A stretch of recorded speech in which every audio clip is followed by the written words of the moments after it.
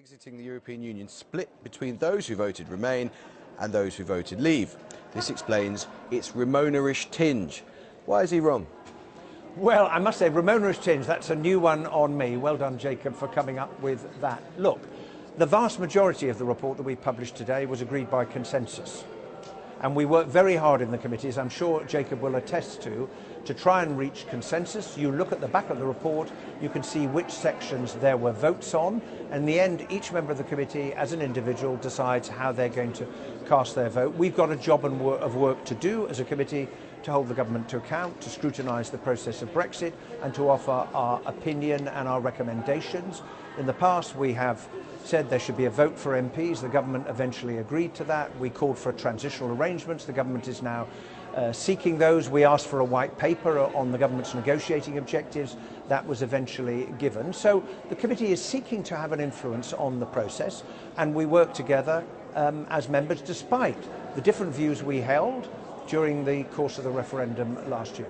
OK, Mr Benn, thank you very much indeed. Thank you. That's Hilary Benn in Central Lobby. Mr Rees-Mogg, thanks for coming in. It's a pleasure, thank you. You're an optimist on matters Brexit. What's your solution? OK, first of all, can I agree with the last point that Mr Benn was saying, that he is a really good and patient chairman, and there are areas of agreement, and we do our best to agree. But the highlight of the report is inevitably the issues where we don't agree, which divided straight down the lines of how you voted in the referendum. And predictably so, yeah. And predictably so. And select committee reports are powerful when they're unanimous. When they're not unanimous, it's just straight party politics or Brexit politics. Let's talk about Ireland. But let's come to your your question. The solution was set out yesterday very clearly by the head of HMRC, by John Thompson, who appeared, actually day before yesterday, in front of the Brexit Select Committee. And he said that he could implement the government's policy of not having any border, that it was all completely manageable, and if a border was to be imposed, that was a matter for the Irish government and for the European Union. There is no need for any border in terms of UK government policy, and essentially it's up to the Republic of Ireland and the European Union to decide if they want to impose one. Do you have confidence that some of the proposed technical solutions for custom checks and so on, which lots of people say there's no need for, there can be a frictionless border, lots of people say, well, there's technological solutions. Are you confident that they're actually going to work? Because there are feelings in Dublin that they could actually be a gift to insurgents. Well, I think most of it's very straightforward. You can do the customs declarations in the same way that you do VAT declarations, that a transition becomes a tax point rather than a checkpoint. And people pay their VAT by sending in a quarterly return. There is an exemption of £85,000 for VAT when you don't have to do this. The government has suggested the exemption for customs should be £250,000, and then it's a question of whether people pay their taxes or not. So that solution is very straightforward.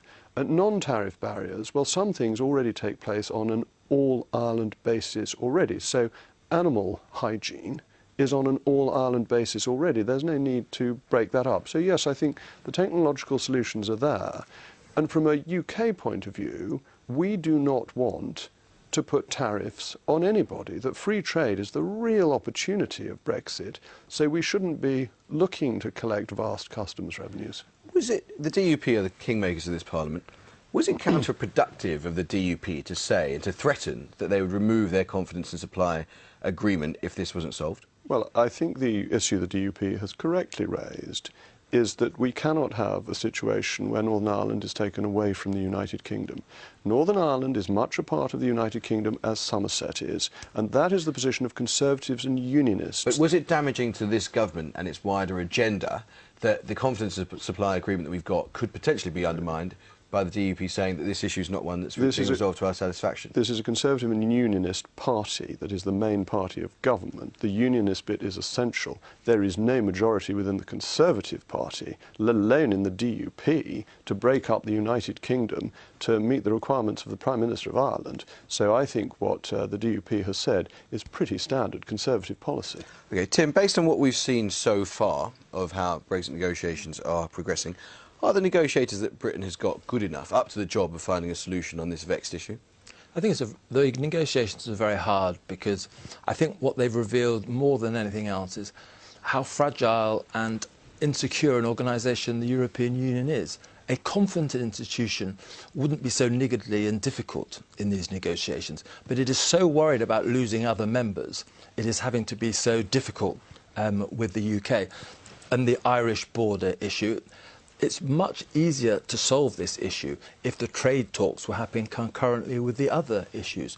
But because the European Union is so obsessed with this money issue, because the budget position of the EU is so weak, we are being put into these very difficult positions where, frankly, the Irish government is playing politics. Sinn Féin is trying to run a very hard line on this issue, and the Prime Minister of Ireland is feeling that he has to play that game too. And that, for me, is the principal lesson I think we have to take from this.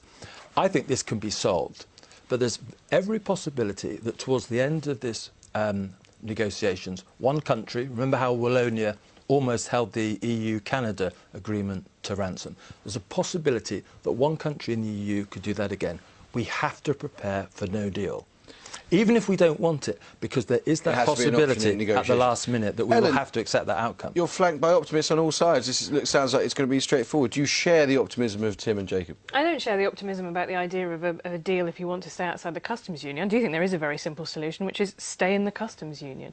That is something I just do not believe that Leave voters in the country believe in. They voted on the basis that they wanted to unlock this wonderful potential of trade deals, which is the obsession of the right of the Conservative Party. I think they voted on economics and immigration. Economic growth, though, is outside of the European Union. Equally well, it is the biggest trading bloc that is right next to us, whereas Australia is quite far away. Well, but this is the point, is that I just don't... I think this is one of these situations. I think people in Britain would probably think, why are we having this enormous row about something that is an obsession for the Tory party and no one else really cares about? Jacob, this is, I mean, a charge that you've had to... it's been levelled at you repeatedly over the last few years. Is the obsession of a particular wing of the Tory party, particularly on an issue such as the customs union, impeding the finding of a really quite easy and pragmatic solution?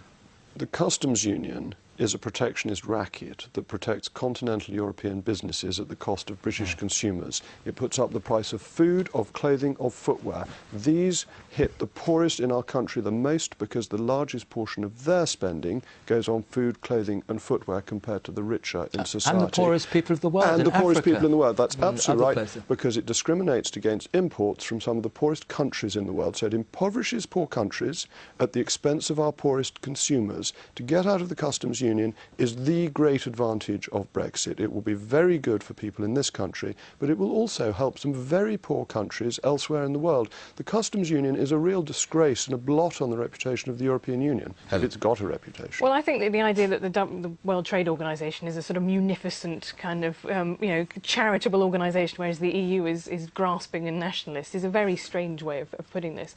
I mean, I do think that it is something that I just do not think is in the mind of most Leave voters. This is what I think is fascinating. If you think, and I know you hear a lot about, we need to respect the results of the referendum, we also need to be really interested in what drove the referendum. And I think that was economics and immigration. I do not think it was free trade. Okay. Cheaper food's a pretty attractive thing for most people in this country. Cheaper clothing and cheaper footwear, likewise. But if we fall out onto WTO terms, we will not have that. Yes, we will, because we set our own tariffs. Just a moment, because it's really important. In the WTO, you register your tariffs with the WTO. We could put 0 on food, 0 on clothing, 0 on footwear, and that would be a decision of the British government. Okay, I tell you what, we'll get you guys together to talk about the customs union at another point, because you could talk afterwards. I want to ask you about Damon Green, because Damon Green has been in the news today. A former Scotland Yard detective told the BBC this morning that he was shocked by the amount of pornography viewed on a computer seized from the Commons office of Damon Green many years ago. Damon Green denies all those allegations. I understand that the Evening Standard is reporting that friends of David Davis have said that he may resign over this issue. Can I ask you a specific question, which is what do you think explains the timing of this investigation into Damon Green? Well, I think the real scandal here goes back to what happened when Damon Green's office was searched by political inquiry by the police. It was quite outrageous and unconstitutional that an opposition member of Parliament had his offices raided and information stolen for the convenience of the then government. That may be the real scandal too. I'm asking you a question about right now, which is patience. I'm coming to your question. We've got lots of other things to discuss. That's a scandal from some years ago, and I hear you, and you've made that point clearly. What explains the timing of it now? Because there are many people that say Damon Green is being targeted because of his closeness to a Prime Minister who's currently weak. The point at the origin is really important, because as a general principle of law, evidence taken from illegal searches is not admissible evidence.